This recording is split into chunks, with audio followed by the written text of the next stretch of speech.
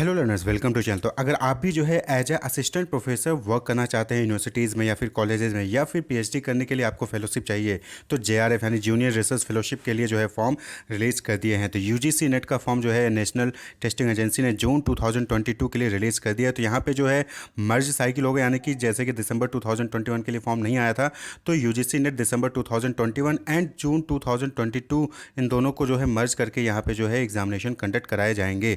तो यहाँ पे देख सकते हैं 30 अप्रैल 2022 से 20 मई 2022 तक जो है 20 मई 2022 को शाम 5 बजे तक जो है इसके लिए आप जो है ऑनलाइन एप्लीकेशन फॉर्म फिल कर सकते हैं। 20 मई 2022 को लास्ट डेट है सबमिशन करने का। फीस जो है तो रात को 11:50 तक जो है फीस सबमिशन आप जो है कर सकते हैं। कोई भी करेक्शन होगा तो 21 मई से 23 मई के बीच में आपको जो है टाइम दिया जाएगा। उसके बाद फिर आपको जो है फर्दर डेट ऑफ एग्जामिनेशन बाद में अनाउंस किया जाएगा। तो जो टाइमिंग ऑफ एग्जामिनेशन होती है, यहाँ पे 2 शिफ्ट में एग्जामिनेशन होते हैं, एक 9 से 12, दूसरा 3 से 6 के बीच में कंडक्ट कराया जाता है।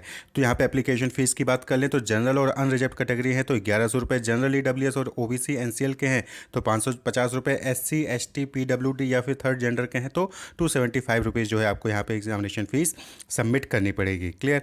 तो यहाँ पे टोटल 82 सब्जेक्ट्स हैं जिसके लिए यूजीसी नेट एग्जामिनेशन कंडक्ट कराया जाता है। तो नेट एग्जामिनेशन यानी कि नेशनल एलिजिबिलिटी टेस्ट होता है, यहाँ पे जिसको क्वालिफाई करने के बाद आप जो है किसी भी यूनिवर्सिटी या कॉलेज में एज असिस्टेंट प्रोफेसर के लिए अप्लाई कर सकते हैं या फिर पीएचडी कर सकते हैं, जिसमें अगर आप जेआरएफ क्वालिफाई कर लेते हैं यहाँ पे तो आपको जो है फेलोशिप मिलती है, यानी कि आपको जो है 30,000 40,000 रुपये का आपको जो है हर महीने पीएचडी करने के लिए जो है वहाँ से आपको स्टाइपेंड आती है। एग्ज़ाम पैटर्न की बात करें तो यहाँ पे 2 पेपर जो है कंडक्ट कराए जाते हैं, जैसा कि पहले बताया। तो यहाँ पे जो है 100 मार्क्स का पहला पेपर होता है जिसमें 50 क्वेश्चंस पूछे जाते हैं। The question paper in paper 1 intends to assess the teaching research aptitude, इन सबसे रिलेटेड जो है क्वेश्चंस आपको comprehensive divergent thinking general awareness, इन सबसे रिलेटेड क्वेश्चन जो है पेपर में पूछे जाते हैं। वहीं पर जो दूसरा पेपर होता है वो 200 मार्क्स का होता है, जहाँ पे 100 क्वेश्चन होते हैं, वो भी एमसीक्यू ही होता है, और वो जो भी आपने सब्जेक्ट सेलेक्ट किया होगा, जैसे मैनेजमेंट हो गया फिर कॉमर्स हो गया, तो उस रिलेटेड जो है वहाँ पे एमसीक्यूज़ पूछे जाते हैं।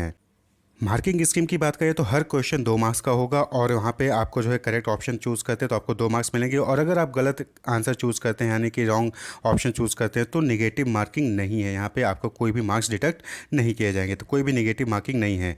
तो यहाँ पर आप देख सकते हैं कि एलिजिबिलिटी क्राइटेरिया क्या है। तो यहाँ पे जनरल अनरिजर्व्ड और जनरल ईडब्ल्यूएस कैंडिडेट हैं who have secured at least 55% marks in master degree और equivalent examination from the universities institution recognised by UGC, तो जो है आप यहाँ पे अप्लाई कर सकते हैं। वहीं पे द अदर बैकवर्ड कास्ट यानी कि ओबीसी हैं, नॉन क्रीमी लेयर से जो बिलोंग करते हैं, या फिर शेड्यूल कास्ट हो गया, फिर शेड्यूल ट्राइब हो गया, फिर पीडब्ल्यूडी या फिर थर्ड जेंडर कैटेगरी हैं, तो उनके जो है 50% मार्क्स होने चाहिए विदाउट राउंडिंग ऑफ, यानी कि 49.4 है तो आप उसको राउंड ऑफ करके 50% मार रहे हैं, तो ऐसा नहीं होना चाहिए। राउंडिंग ऑफ नहीं करना है। बिना राउंडिंग ऑफ के अगर आप जनरल या फिर अनरिजर्व्ड या फिर जनरल ईडब्ल्यूएस कैटेगरी के हैं तो 55%, बाकी ओबीसी एससी एसटी या फिर पीडब्ल्यूडी के हैं तो 50% आपका होना चाहिए। वहीं पे जो लोग अपीयरिंग हैं यानी कि फाइनल ईयर में अभी जो हैं मास्टर डिग्री के, अपने मास्टर डिग्री के फाइनल ईयर में हैं और एग्जामिनेशन देने जा रहे हैं, तो वो लोग भी जो है फॉर्म यहाँ पर फिल कर सकते हैं। बस कंडीशन यही है कि उनका जो परसेंटेज होना चाहिए पास होने पे वो 55% अगर जनरल ईडब्ल्यूएस से हैं, और अगर रिजर्व कैटेगरी में है तो 50% होना चाहिए। एज लिमिट की बात करें तो यहाँ पे जेआरएफ के लिए आपकी एज 31 ईयर से ज़्यादा नहीं होना चाहिए as on the first day of month in which the examination is concluded, यानी कि 1 जून 2022 को आपकी एज 31 साल से ज़्यादा नहीं होना चाहिए अगर आप जेआरएफ के लिए अप्लाई कर रहे हैं। वहीं पे 5 ईयर का एज रिलैक्सेशन वो मिलेगा ओबीसी या फिर एससी एसटी पीडब्ल्यूडी या थर्ड जेंडर को, तो 31 ईयर से ज़्यादा नहीं होनी चाहिए बाकी कैटेगरीज के लिए 1 जून 2022 के अकॉर्डिंग। वहीं पे असिस्टेंट प्रोफेसर की बात करें, सिर्फ असिस्टेंट प्रोफेसर के लिए आप अप्लाई कर रहे हैं तो वहाँ पर कोई भी अपर एज लिमिट नहीं है। क्लियर। आप अगर पोस्ट ग्रेजुएशन क्वालिफाई कर लिया फिर फाइनल ईयर में है तो आप अप्लाई कर सकते हैं असिस्टेंट प्रोफेसर के लिए, लेकिन जेआरएफ के लिए आपकी जो मैक्सिमम एज होनी चाहिए वो 31 ईयर से ज़्यादा नहीं होना चाहिए एज ऑन 1 जून 2022। तो यहाँ पे आप देख सकते हैं कि कौन कौन से सब्जेक्ट्स में यूजीसी नेट एग्जामिनेशन कंडक्ट कराया जाता है। तो 82 सब्जेक्ट्स हैं जहाँ पे यूजीसी नेट का एग्जामिनेशन कंडक्ट होता है।